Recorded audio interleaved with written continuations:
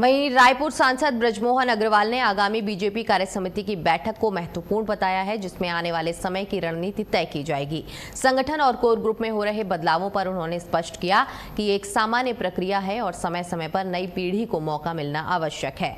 कांग्रेस द्वारा उनके साथ सौतेला व्यवहार किए जाने के बयानों को सिरे से खारिज करते हुए उन्होंने कहा कि उनकी सक्रियता ही उनकी सबसे बड़ी ताकत है और उन्हें कोई दरकिनार नहीं कर सकता। अंतर्राष्ट्रीय स्तर पर मिडिल ईस्ट के युद्ध से उत्पन्न ऊर्जा संकट पर चिंता जताते हुए उन्होंने प्रधानमंत्री की ऊर्जा बचत की अपील का समर्थन किया और इसे राष्ट्रीय कर्तव्य बताया। साथ ही नीट पेपर लीक मामले में उन्होंने कड़े शब्दों में कहा कि केंद्र सरकार दोषियों के खिलाफ सख्त कार्रवाई सुनिश्चित कर रही है और जांच की गति को और तेज किया जाएगा।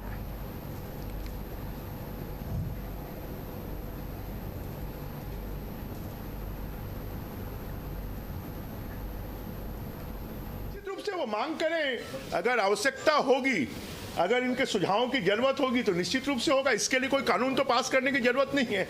विशेष सत्र इसलिए कि कोई कानून पास करना है, कोई गंभीर मामला है, अगर लोकसभा का सत्र आएगा उस समय चर्चा होगी। ये जो संकट है, ये संकट जब आया था तब लोकसभा का सत्र, बजट सत्र चल रहा था, एक्सटेंडेड सत्र चल रहा था और उसमें इस पर चर्चा भी हुई है। प्रधानमंत्री जी का बयान आया है, विदेश मंत्री जी का बयान आया है, हमारे पेट्रोलियम मंत्री जी का बयान आया है, तो इसकी जानकारी पहले ही दी जा चुकी। निश्चित रूप से दुर्भाग्यजनक है और इस पे जो लोग भी दोषी हैं कड़ी से कड़ी कार्रवाई होना चाहिए और जांच भी तेजी से होना चाहिए और केंद्र सरकार किसी को छोड़ेगी नहीं।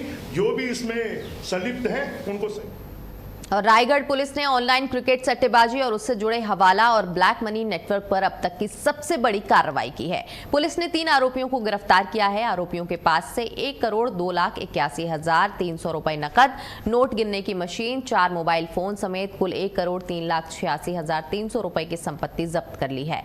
आरोपी आईपीएल सट्टे से करोड़ों रुपए कमाकर हवाला के जरिए ब्लैक मनी को व्हाइट करने का काम कर रहे थे। मामले में करण चौधरी, पुष्कर अग्रवाल और सुनील अग्रवाल को गिरफ्तार किया गया है। वहीं फरार आरोपी जसमीत सिंह बग्गा उर्फ गुड्डा सरदार की तलाश जारी है। पुलिस ने digital transaction, chat record, call detail और वित्तीय लेनदेन के आधार पर पूरे सिंडिकेट का खुलासा किया। पुलिस के अनुसार ये नेटवर्क रायगढ़, सक्ती, रायपुर, बिलासपुर से लेकर दिल्ली तक फैला हुआ था।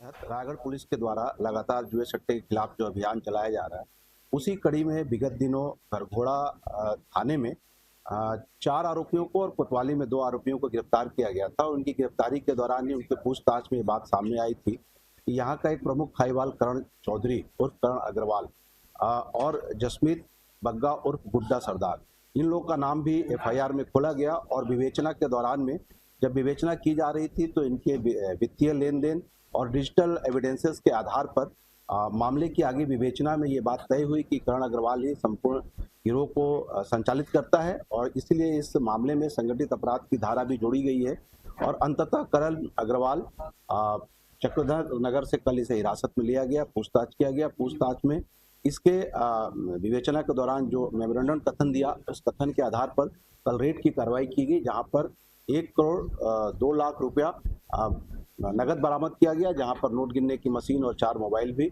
2 व्यक्ति पिता पुत्र पुष्कर और सुनील अग्रवाल को भी हिरासत में लिया गया, पूछताछ किया गया और उससे यह तय हुआ कि वहीं कुम्हारी में सिलेंडर ब्लास्ट ने कहर मचा दिया है। ब्लास्ट में एक ही परिवार के 4 लोगों की मौत हो गई है। स्वास्थ्य मंत्री श्याम बिहारी जायसवाल और शिक्षा मंत्री गजेंद्र यादव ने घटनास्थल पर पहुंचकर पीड़ित परिवार को सांत्वना दी। मौके पर सांसद विजय बघेल, विधायक रिकेश सेन समेत कई जनप्रतिनिधि भी मौजूद थे। जिला प्रशासन की टीम ने भी घटना का निरीक्षण किया। प्रशासन को राहत कार्य में तत्परता के निर्देश दिए गए हैं। स्वास्थ्य मंत्री श्याम बिहारी जायसवाल ने 4 लाख रुपए जिला प्रशासन के द्वारा और 5 लाख रुपए राज्य सरकार से सहायता राशि प्रति व्यक्ति के रूप में देने की घोषणा की है।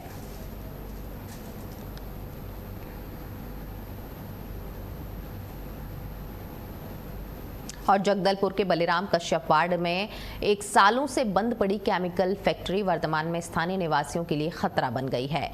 फैक्ट्री परिसर में भारी मात्रा में जमा केमिकल वेस्ट के अंदर भीषण आग धधक रही है, जिसके कारण जमीन अंगारे की तरह तप रही है। इस खतरनाक स्थिति की चपेट में आने से अब तक 4 बच्चे गंभीर रूप से झुलस चुके हैं, जिनमें से 2 का उपचार अस्पताल में चल रहा है। स्थानीय लोगों का कहना है कि करीब 4000 वर्ग फीट के दायरे में जमीन के नीचे से गर्म धुआं और भाप निकल रही है। मामले की गंभीरता को देखते हुए नगर निगम प्रशासन और एसडीआरएफ की टीम ने मौके का मुआयना किया।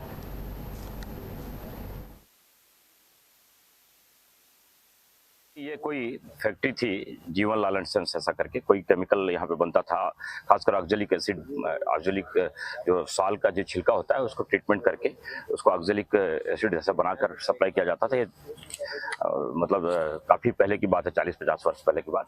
उसके बाद फैक्ट्री बंद हो गई और बंद होने के बाद इसका केस उस कोर्ट कचहरी में चलता था। कल रात को हमारे पास हमारे माननीय पार्षद हैं गिरिजा जी, इनके द्वारा बताया गया रात को कि यहाँ पर अंदर में जमीन के अंदर कुछ इस प्रकार से आग लगी हुई है कि लोग वहाँ जाते हैं तो उनका पैर धंस जाता है और पूरा आग है। हमने रात को ही अपनी टीम से बात की, नगर निगम की टीम से बात की, एसडीआरएफ से बात की, फायर ब्रिगेड से बात किया और सवेरे से यहाँ पे अमला कर लगा हुआ है, आग को कंट्रोल में कर रहा है। इसमें नवजीवन जो जीवन लाल सन्स के मैनेजर थे, पूर्व मैनेजर, वो भी यहाँ पे हैं। हमारी सारी टीम है यहाँ पर। प्रारंभिक तौर पे तो हम इसके आग को थोड़ा पहले से फायर ब्रिगेड से डालकर बुझा रहे हैं और देखेंगे आग कितने नीचे तक है। और इसमें प्रवेश निषेध का भी बोर्ड लगाकर यहाँ पे जनता प्रवेश नहीं करे। एक्चुअल में ये प्राइवेट कैंपस है और कैंपस चूंकि कोई देख रेख में कोई यहाँ पे है नहीं, इसलिए इधर उधर से लोग घुस जाते हैं। इसको भी मतलब एक प्रवेश निषेध का, और उनसे ही बात किया जा रहा है जीवन लाल कंपनी के मालिक से कि वो यहाँ पे इसकी सुरक्षा भी तय करें और नगर निगम अपना काम कर रहे हैं। 2-4 बच्चे जो है इससे नुकसान हुआ है, कल ही जो है पता चला और आज आप लोग जो है इसको बुझा रहे हैं। क्या यहाँ से वेस्ट मटेरियल भी हटाया जाएगा ताकि आगे चल के नुकसान? देखिए, ये कोई फैक्ट्री थी जीवन लाल एंड सन्स ऐसा करके, कोई केमिकल यहाँ पे बनता था, खासकर ऑक्जेलिक एसिड, ऑक्जेलिक जो साल का जो छिलका होता है उसको ट्रीटमेंट करके उसको ऑक्जेलिक एसिड जैसा बनाकर सप्लाई किया जाता था। ये मतलब काफ़ी पहले की बात है, 40-50 वर्ष पहले की बात। उसके बाद फैक्ट्री बंद हो गई और बंद होने के बाद इसका केस उस कोर्ट कचहरी में चलता था। कल रात को हमारे पास हमारे माननीय पार्षद हैं गिरिजा जी, इनके द्वारा बताया गया रात को कि यहाँ पर अंदर में जमीन के अंदर कुछ इस प्रकार से आग लगी हुई है कि लोग वहाँ जाते हैं तो उनका पैर धंस जाता है। और धमतरी में चोरी का सिलसिला थमने का नाम नहीं ले रहा है। वहीं शहर के रिहायशी अर्जुन रेजिडेंसी कॉलोनी में 2 दिनों में 2 घरों से लाखों की चोरी से हड़कंप मच गया। कोतवाली पुलिस मामला दर्ज कर जांच में जुट गई है। आपको बता दें कि अर्जुन रेजिडेंसी कॉलोनी के सूने मकानों को चोरों ने अपना निशाना बनाया।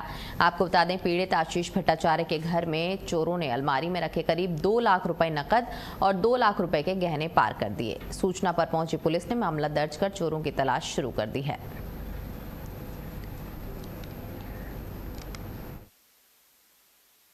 कोतवाली में एक सूचना आई कि अर्जुन रेजिडेंसी एक कॉलोनी है जहाँ पे एक तालाबंद घर में पीछे के रास्ते से चोरी हुई है। सूचना मिलते ही मौके पे साइबर और पुलिस की टीम, डॉग स्क्वाड और एयरसल की टीम पहुंची और वहाँ पे निरीक्षण किया गया। बाद में मामले में अपराध कायम कर विवेचना में लिया गया और चोरों की तलाश और पतासाजी जारी है। आज सूचना ऐसी मिली है, उसकी तहकीकात कराई जा रही है। छत्तीसगढ़ के कांकेर में साइबर ठगी का बड़ा मामला सामने आया है, जहां कोटाभाट निवासी 64 वर्षीय रिटायर्ड शिक्षक राजेंद्र नाग से 11,30,000 रुपए की ठगी कर ली गई। ठगों ने खुद को मुंबई का बीमा अधिकारी और वकील बताकर पीड़ित को भरोसे में लिया और कहा कि उनकी बीमा राशि बढ़कर 1 करोड़ 10 लाख रुपए हो गई है। इसके बाद verification, file process, stamp duty, income tax और IRDAI अनुमति के नाम पर अलग अलग किश्तों में रकम जमा कराई गई। मामला सामने आने के बाद कोतवाली पुलिस ने 15 से अधिक आरोपियों के खिलाफ केस दर्ज कर जांच शुरू कर दी है।